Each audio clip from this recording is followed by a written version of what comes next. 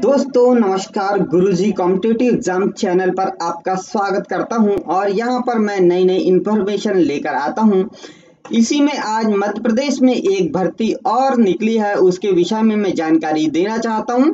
और दोस्तों यदि आप पहली बार हमारे चैनल पर आए तो हमारे चैनल को सब्सक्राइब कर लें और अपने दोस्तों को शेयर जरूर करें, जिससे वो भी जुड़ सके और नई नई वैकेंसीज और प्रतियोगिता परीक्षा की तैयारी के लिए जो हम यहाँ पे मटेरियल अवेलेबल कराते हैं वो बहुत ही महत्वपूर्ण और उम्दा ढंग का होता है। तो लीजिए, सबसे पहले हम बात करने वाले हैं वह भर्ती की जो अभी निकली हुई है। सबसे पहले गूगल में हम यहाँ पे सर्च करते हैं पीईबी, और जैसे सर्च करेंगे तो पहला जो ऑप्शन दिखाई दे रहा है आपको प्रोफेशनल एग्जामिनेशन बोर्ड भोपाल, इस पर क्लिक करते हैं। क्लिक करते ही मेन विंडो पर हम पहुंच जाते हैं। ये प्रोफेशनल एग्जामिनेशन बोर्ड भोपाल का मेन पेज है और इसमें हिंदी और इंग्लिश दो ऑप्शन दिए हैं।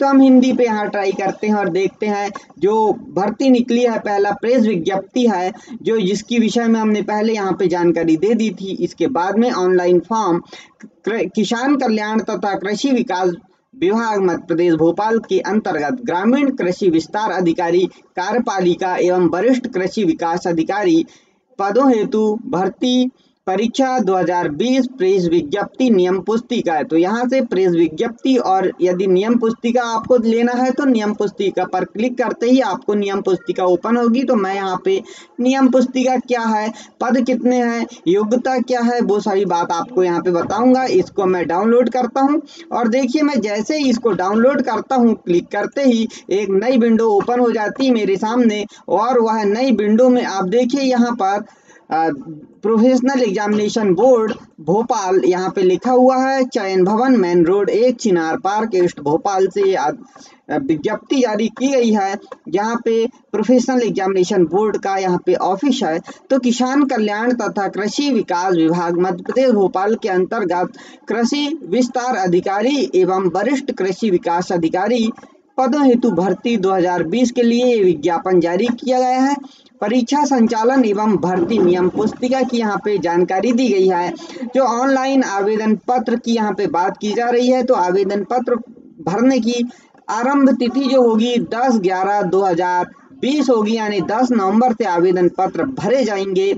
और आवेदन पत्र भरने की जो अंतिम तिथि बताई गई है यहाँ पर 24/11/2020 अर्थात 14 दिन का पूरा समय दिया गया है। संशोधन जो होगा वह 10 नवंबर से ही होगा और संशोधन करने की अंतिम तिथि यहाँ पर 29/11/2020 तक दे दी गई है। यह परीक्षा जो होगी, परीक्षा शुल्क के विषय में और परीक्षा का दिनांक जो है वो पहले मैं आपको बता देता हूँ। तो परीक्षा दिनांक जो है वह 10 से 13 अर्थात यहाँ पे 10, 11, 12, 13 4 दिन पूरे परीक्षाएं चलेगी, यानी आयोजित की जाएगी। 4 दिन यहाँ पे परीक्षा का शेड्यूल तैयार किया गया। फरवरी में परीक्षा के लिए बहुत कम समय दिया गया है, ऐसा आप मान सकते हैं तैयारी के लिए। अब मैं बात करूंगा शुल्क की, जिसमें सीधी भर्ती और सीधी संविदा पदों के लिए जो भर्ती आई है इसमें अनारक्षित अभ्यर्थी के लिए 500 रुपये शुल्क है। और जो आरक्षण है या मध्य प्रदेश के जो अभ्यर्थी है जो आरक्षित श्रेणी के आते हैं उन्हें 250 रुपये प्रति प्रश्न पत्र के यहाँ पे देना होगा। बैकलॉग के लिए यहाँ पे कोई शुल्क नहीं है, अर्थात बिना शुल्क के वो आवेदन पत्र भर सकते हैं। लेकिन ऑनलाइन में जो कियोस्क है, कियोस्क के माध्यम से जब आप फॉर्म भरते हो तो एमपी ऑनलाइन पोर्टल का शुल्क 60 रुपये देना होगा। लेकिन यदि आप सिटीजन यूजर हैं वहाँ पर तो आप लॉगिन करके वहाँ पे पोर्टल शुल्क 20 रुपये देकर अपना आवेदन पत्र भर सकते हैं। यहाँ पे परीक्षा जो होगी 10 से 13 फरवरी के मध्य में, यह 2 पालियों में, अर्थात एक प्रथम जो होगी वो कृषि विस्तार अधिकारी के पद के लिए होगी और द्वितीय जो है तो ग्रामीण कृषि विस्तार अधिकारी के लिए हो गई। जो पहला है वह समय दिया गया 7 से 8 बजे तक का रिपोर्टिंग का रहेगा, 8:30 से 8:50 से 9 बजे तक 10 मिनट का नियम पढ़ने के लिए निर्देश के लिए, और 9 बजे से 12 बजे तक परीक्षा होगी। इसी प्रकार जो दोपहर का समय होगा वो 2 बजे से 5 बजे तक परीक्षा आयोजित की जाएगी, लेकिन 12 से 1 बजे तक रिपोर्टिंग करना होगा आपको।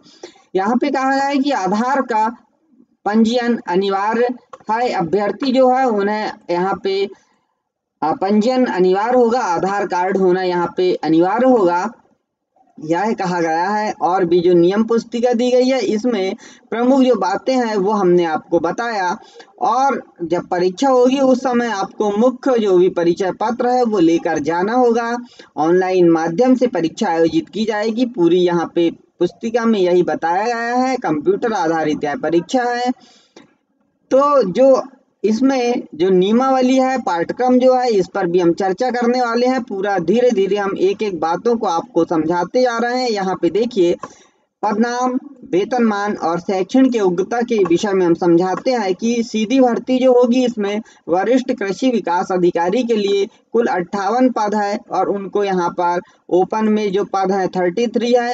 महिला के लिए 19 पद बताए गए हैं और यहाँ पर सैनिक, भूतपूर्व सैनिक के लिए 6 पद बताए गए हैं। इस प्रकार सभी को बांट दिया गया है। यहाँ 9,300 से 34,800 और 3,600 का पे स्केल यहाँ पे लागू होगा छठा वेतनमान के अनुसार। यहाँ पर शैक्षणिक योग्यता जो बताई गई वह मान्यता प्राप्त संस्था या विश्वविद्यालय से कृषि या संबद्ध विषय में स्नातकोत्तर उपाधि या कृषि इंजीनियरिंग में स्नातक ही यहाँ पे फॉर्म अप्लाई कर सकते हैं। यह बहुत बड़ी बात है। दूसरा, सीधी भर्ती कृषि विस्तार अधिकारी में सेम वही दिया गया है, लेकिन यह 14 पद यहाँ पे सीधी भर्ती के दिए गए हैं और यहाँ पर वेतनमान भी 3,600 का ग्रेड पे बताया गया है। मान्यता प्राप्त संस्था या विश्वविद्यालय से कृषि या संबद्ध विषय में स्नातकोत्तर उपाधि या कृषि इंजीनियरिंग में स्नातक की यहाँ पे योग्यता बताई गई है। देखिए, सीधी भर्ती में और कृषि विस्तार अधिकारी के जो पद हैं उनमें 614 पद बताए गए हैं। इनमें सामान्य के 349, 203 महिला के, भूतपूर्व सैनिक के 41 और महिला के 21। इस प्रकार 614 पद यहाँ पे बताए गए हैं और वेतनमान यहाँ पे 5,200 से 20,200 तक और ग्रेड पे 2,400 का लगेगा। सातवां वेतनमान जो रहेगा वो 25,300 से 80,500 तक का यहाँ पे स्केल चलेगा। यहाँ पर योग्यता जो बताई गई है कि मान्यता प्राप्त संस्था या विश्वविद्यालय से कृषि या उद्यानिकी में स्नातक उपाधि धारण करना अनिवार्य है। अर्थात जो एग्रीकल्चर वाले या हार्टिकल्चर वाले जो विद्यार्थी हैं, उद्यानिकी वाले, वही यहाँ पे फॉर्म अप्लाई कर सकते हैं जिन्होंने स्नातक किया है। सीधी भर्ती कृषि ग्रामीण कृषि विस्तार अधिकारी के लिए 153 पद है। यहाँ पे संविदा कर्मी के लिए 20% यहाँ पे रखा गया है कोटा। और देखिए यहाँ पे जो 88 पद जनरल के लिए, महिला में 51 पद दिए गए, ओपन में 10 पद है भूतपूर्व सैनिक के और 4 पद यहाँ पे 153। इस प्रकार यहाँ पे पद हो जाते हैं। 2,400 का ग्रेड पे वही दिया गया है। पुनरीक्षित सातवां वेतनमान भी सेम है। शैक्षणिक योग्यता मान्यता प्राप्त संस्था या विश्वविद्यालय से कृषि एवं उद्यानिकी में स्नातक बताया गया है। बैकलॉग पद पर भी भर्ती यहाँ पे जैसे हमने बात किए थे, इसमें पैसे नहीं लगेंगे, सिर्फ पोर्टर चार्ज चुकाना होगा। तो इसमें 24 पद यहाँ पे बताए गए हैं और 24 में से ओपन में 14 है और महिला के 8 पद हैं। इस प्रकार भूतपूर्व सैनिक के 1 और महिला का 1 पद, 24 पद हो जाते हैं।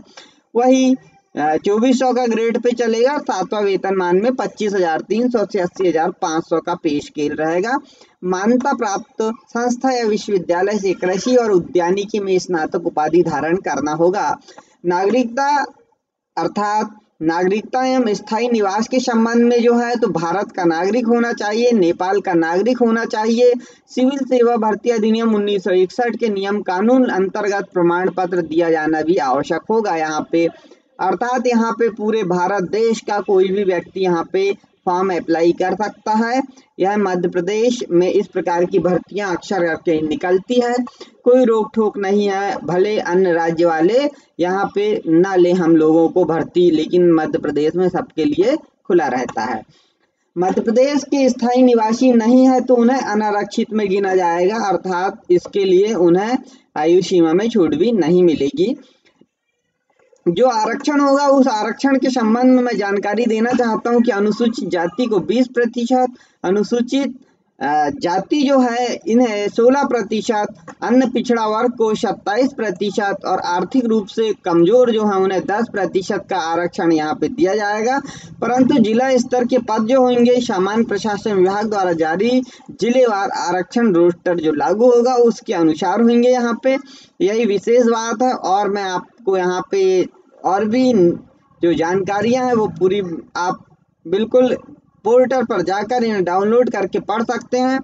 शुल्क संबंधी जो बातें हैं वो भी मैंने आपको समझा दिया हूँ और इसमें वही लिखा गया है। आयु के संबंध में यहाँ बताया खुली प्रतियोगिता से सीधी भर्ती के भरे जाने वाले पद के लिए 18 से 40 वर्ष और अनुसूचित जाति अनुसूचित जनजाति शासकीय निगम मंडल स्वशासी संस्था के कर्मचारी नगर सैनिक इनको 18 से 45 वर्ष यानी 5 वर्ष की और छूट दे दी गई है। सभी पदों के लिए अभ्यर्थी को मध्य प्रदेश राज्य के रोजगार कार्यालय में जीवित पंजीयन होना अनिवार्य है। लेकिन आप जानते हैं कि मध्य प्रदेश राज्य में जो जीवित पंजीयन की बात है वह ऑनलाइन होता है और इसमें ऑनलाइन कोई भी पंजीयन कर सकता है, क्योंकि यहाँ पे कोई भी ऐसा डॉक्यूमेंट नहीं मांगा जाता जिससे कि मध्य प्रदेश का ही व्यक्ति यहाँ पे रोजगार कार्यालय में पंजीयन कराए।